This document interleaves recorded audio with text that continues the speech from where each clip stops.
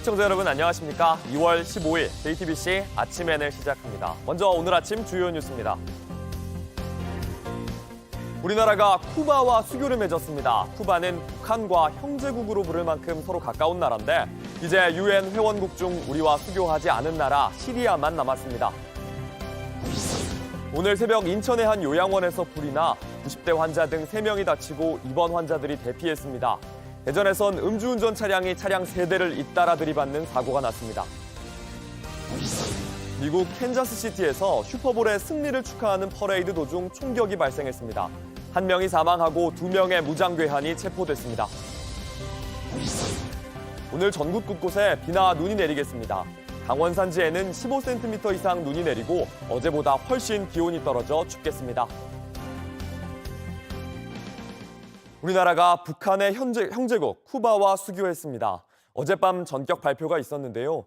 이번 수교로 한국의 수교국은 193곳으로 늘었고 이제 유엔 회원국 중 수교하지 않은 나라는 북한과 가까운 시리아 한 곳만 남게 됐습니다.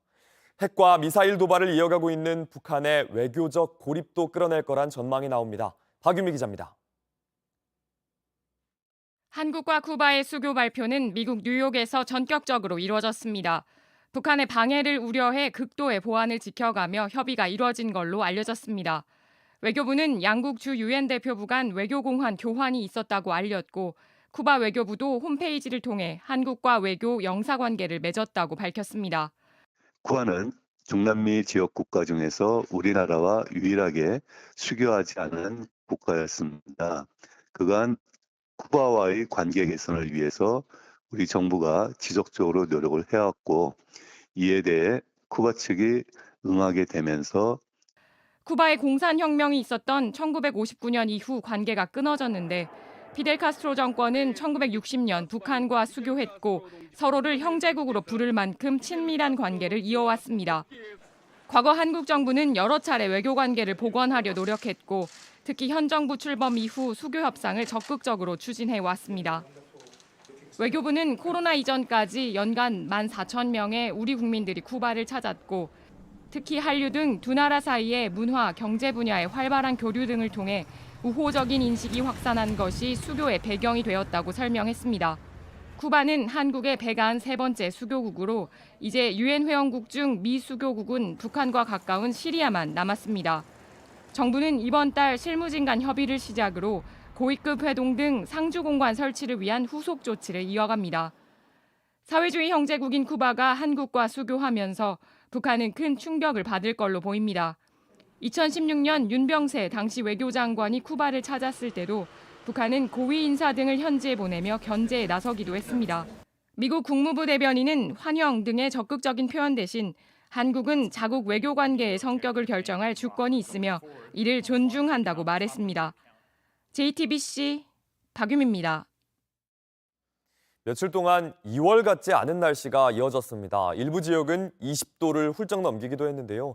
오늘은 기온이 떨어지고 전국 곳곳에 눈과 비가 내립니다. 윤정식 기자입니다. 한낮 서울 한강공원입니다. 운동을 나온 시민이 긴 소매를 벗어던집니다. 아직 2월 중순이지만 반소매 옷이 더 편합니다. 맨투맨을 입고 오긴 했는데 날씨도 좋고 그다음에 딱히 춥지도 않고.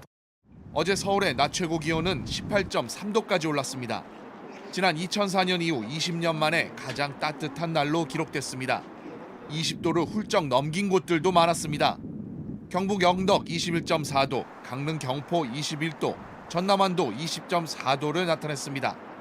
따뜻한 남풍류가 한반도로 유입된 가운데 낮에는 강한 햇볕이 내리쬐는 영향입니다. 오늘은 낮 최고 기온이 어제보다 5에서 10도가량 내려갑니다. 서울 7도, 대전 10도, 부산 16도 등 전국이 4에서 17도로 예상됩니다. 북쪽에서 내려오는 기압골의 영향으로 전국 곳곳에 비나 눈이 내리겠습니다. 수도권과 강원 영서, 충청, 전북은 오전에, 그 밖의 지역은 오후에 비가 내립니다. 예상 강수량은 5에서 20mm 안팎으로 많지는 않겠지만 강원 산간과 동해안은 15cm 이상 폭설이 내리는 곳도 있겠습니다. 눈비는 늦은 오후에서 밤사이 대부분 그치겠지만 경북 동해안 일부 지역은 내일 새벽까지 이어지겠습니다. JTBC 윤정식입니다. 어젯밤 인천의 한 요양원에서 난 불로 요양보호사와 입원 환자 10여 명이 대피했습니다. 고령의 환자 3명이 연기를 마셔 병원에서 치료를 받고 있는데 생명에는 큰 지장이 없는 상태입니다. 어젯밤 대전에선 음주운전 때문에 추돌 사고도 있었습니다. 밤사이 사건 사고 정희윤 기자입니다. 사람들이 길거리에 담요를 뒤집어 쓰고 서 있습니다. 그 주위로는 소방차와 소방대원들이 출동해 있습니다. 인천 부평구의 한 요양원에서 불이 나 병원에 있던 10여 명이 대피를 한 겁니다. 불은 11분 만에 진화됐지만 고령의 입원 환자 3명이 연기를 흡입해 병원에서 치료를 받고 있습니다. 소방당국은 입원실에서 불이 난 것으로 보고 화재 원인과 피해 규모를 조사하고 있습니다. 어제 오후 5시쯤 경기 남양주시 퇴매산 능선에서 불이 났습니다. 큰 불길은 5시간 만에 잡혔습니다. 인명피해는 없는 것으로 알려졌습니다. 산림청 관계자는 산불 조사를 통해 정확한 피해 면적과 재산 피해 등을 조사할 계획이라고 밝혔습니다. 택시 뒤쪽 범퍼가 찌그러져 움푹 들어갔습니다. 다른 차량도 곳곳이 눈에 띄게 훼손됐습니다.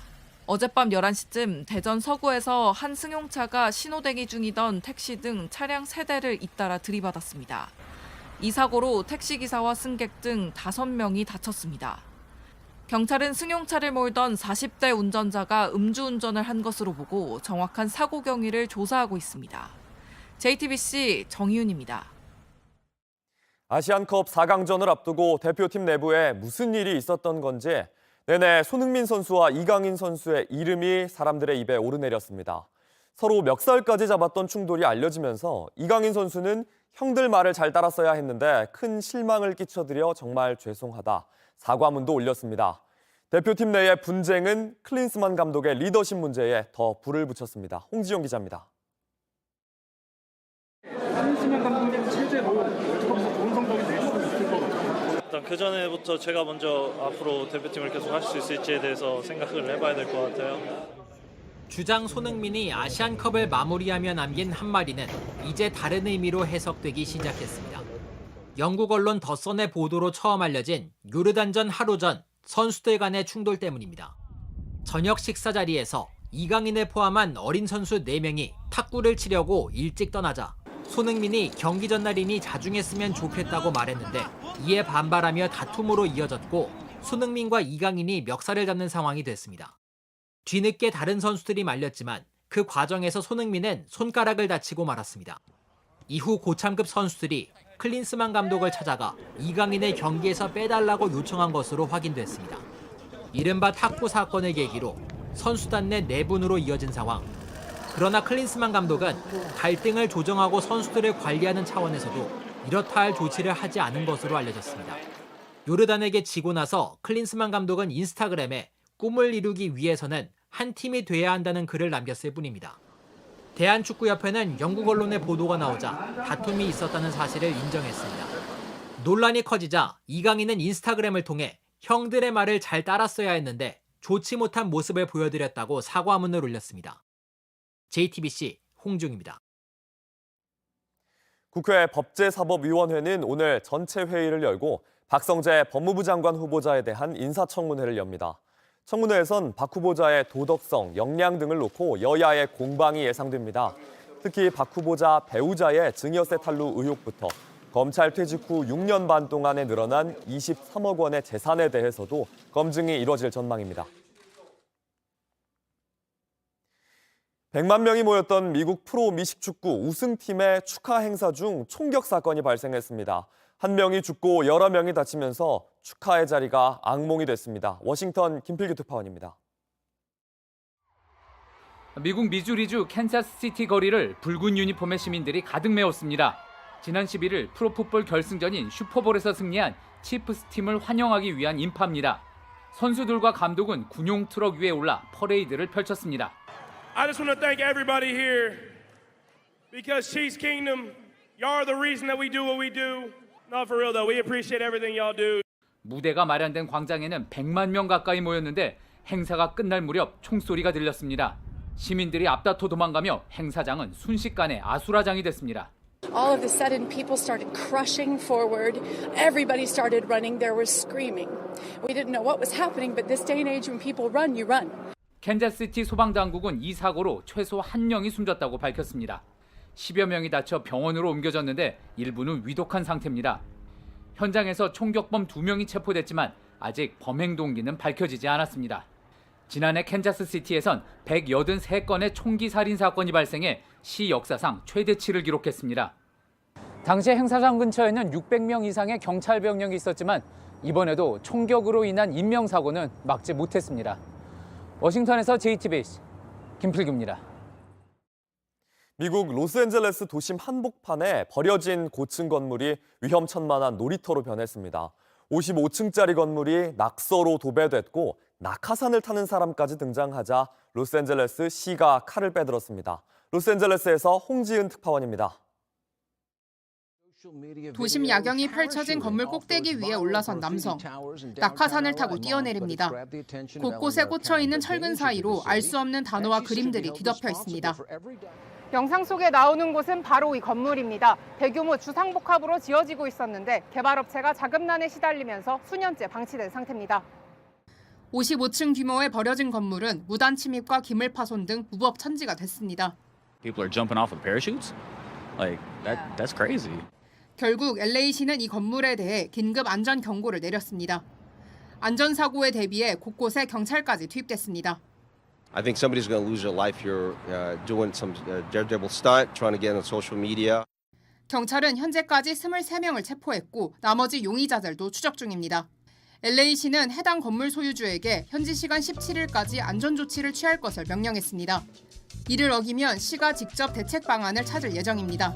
건물에 대한 범죄를 두고 일부에선 흉물을 일종의 명소로 바꾼 예술 행위라는 주장도 나오고 있습니다. 로스앤젤레스에서 JTBC 홍지은입니다. 온라인에서 화제가 된 뉴스, 화제가 될 뉴스를 전해드리는 소셜픽 시간입니다. 최근 화제의 드라마 살인자 이응 난감에서 손석구와 최우식만큼이나 화제가 된 배우가 있습니다. 손석구와 꼭 닮은 얼굴의 아역 배우인데 눈부터 인매까지 너무 닮아서 이 캐스팅 신의 한 수로 보이기도 했습니다. 그런데 이 얼굴, 손석구의 과거 사진을 모델링해 만든 CG였습니다.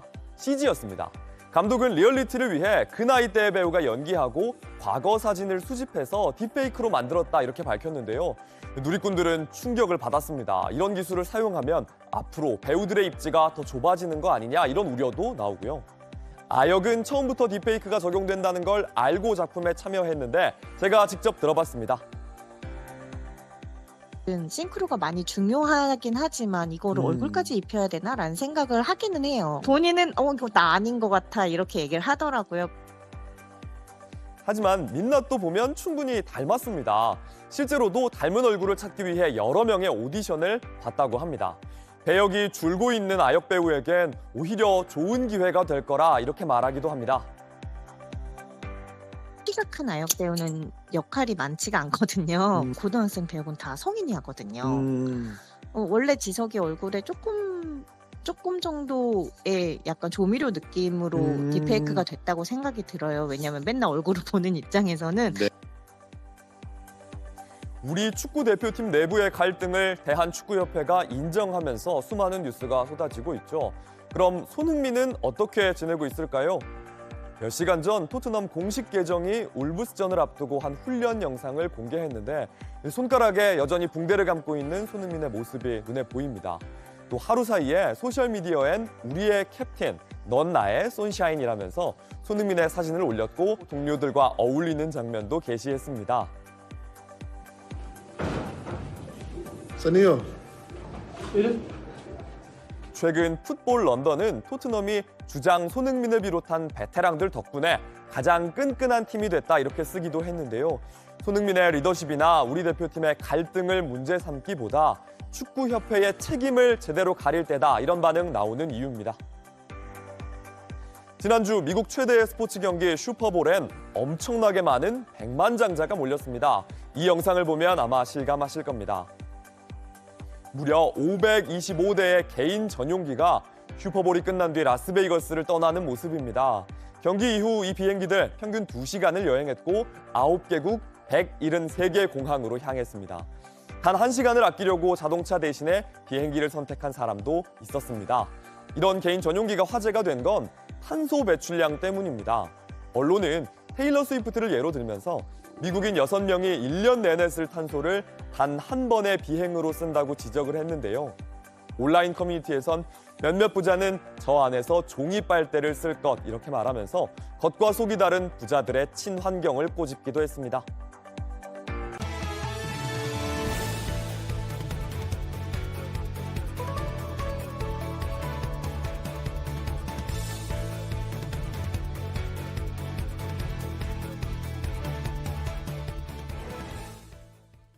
검찰이 민주당 이재명 대표의 부인 김혜경 씨를 공직선거법 위반 혐의로 재판에 넘겼습니다.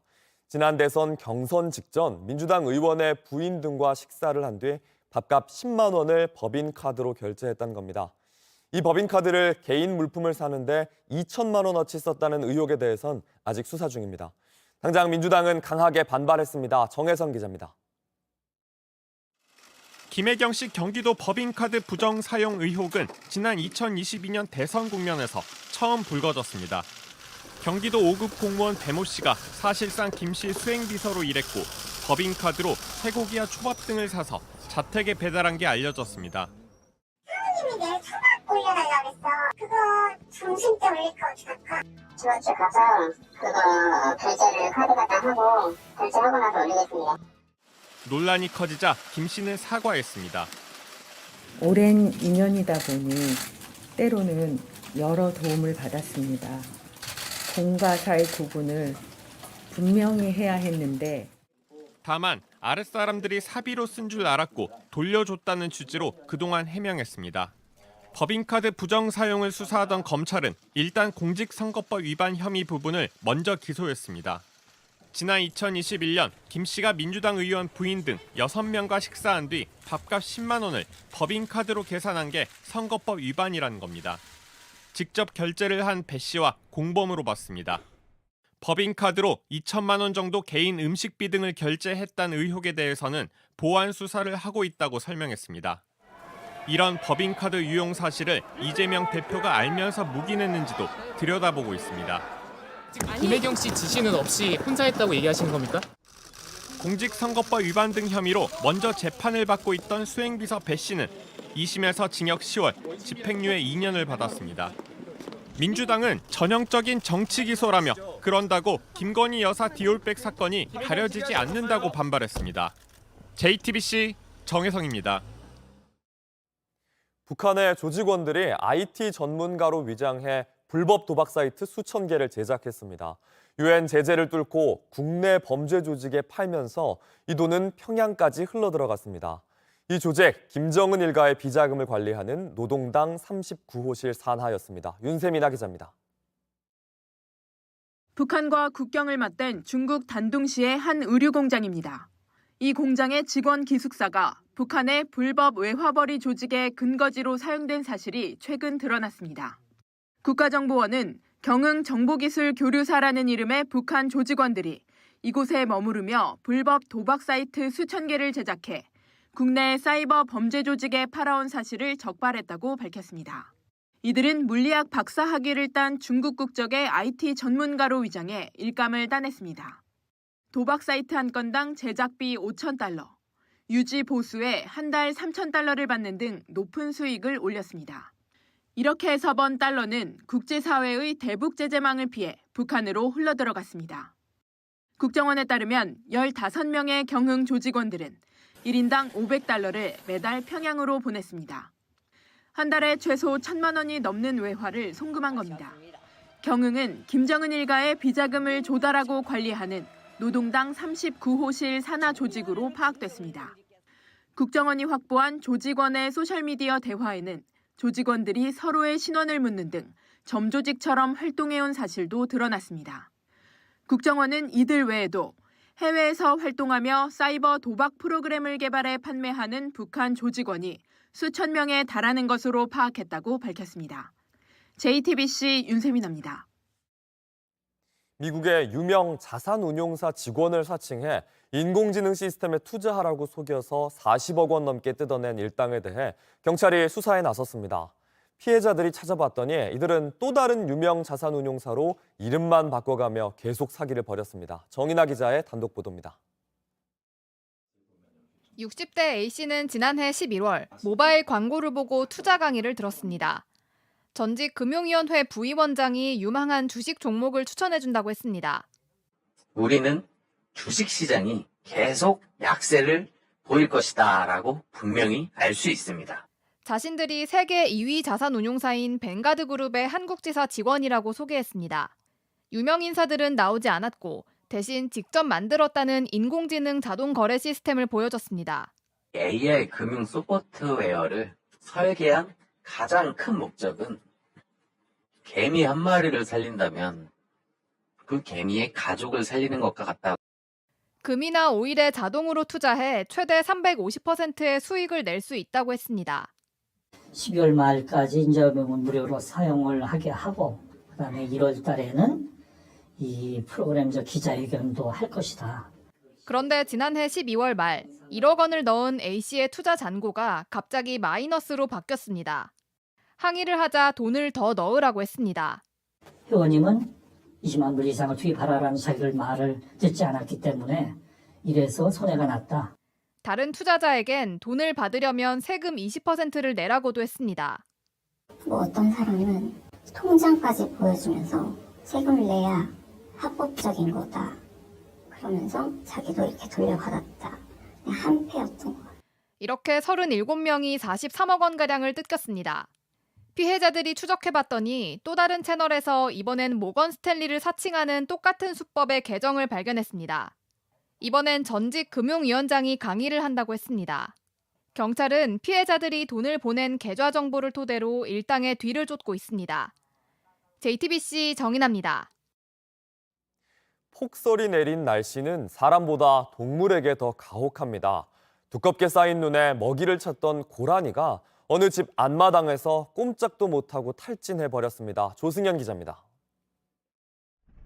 길 가운데 선 고라니는 자동차가 다가와도 도망가지 않습니다. 뒤를 돌아보며 앞장서 뛰는 듯하지만 멀리 안 갑니다. 그러다 또 멈춰섰고 경적을 울려도 제자리입니다. 이 고라니 하루 만에 또 나타났습니다. 그젠 집 마당에 들어와 쓰러져 있었습니다. 가만히 진가시게 준다 했더니 눈에서요 눈물이 자르르 흘러요. 그러니까 아이고 이게 추워서 그렇구나. 고라니가 안쓰러웠던 박 씨는 집 안으로 들였습니다. 하루가 지나도록 도통 움직이질 않습니다. 사람이 옆에서 설거지를 하고 있는데도 이 야생 고라니 겁먹거나 도망가지 않고 거실 한가운데 가만히 웅크리고 있습니다. 탈진했는지 상추를 사다 줘봐도 먹지 않습니다. 물과 우유 몇 모금 마신 게 답니다. 결국 지자체에 도움을 청합니다. 그 야생 동물이 지금 탈진해서 집 안에 있어. 이런 일 이 사례만이 아닙니다. 멸종 위기동물 사냥은 도로에 쓰러진 채 발견됐습니다. 여기 있었는데 걸어서 지금 이렇게 야생동물이 사람을 찾아오는 건 올겨울 유난히 잦은 폭설 때문입니다. 많게는 1m 넘게 눈이 쌓여 먹이를 찾지 못하는 겁니다. 야생동물은 기본적으로 사람을 천적으로 인식을 하고 있습니다. 근데 이제 탈진 상태에 이르게 되면 먹잇감을 찾거나 혹은 심에 붙여서 강원 산지엔 오늘도 최대 15cm 넘는 눈이 예보됐습니다. JTBC 조승현입니다. 오늘 아침엔 준비한 소식은 여기까지입니다. 내일도 7시 반에 아침을 열겠습니다. 시청해주셔서 감사합니다.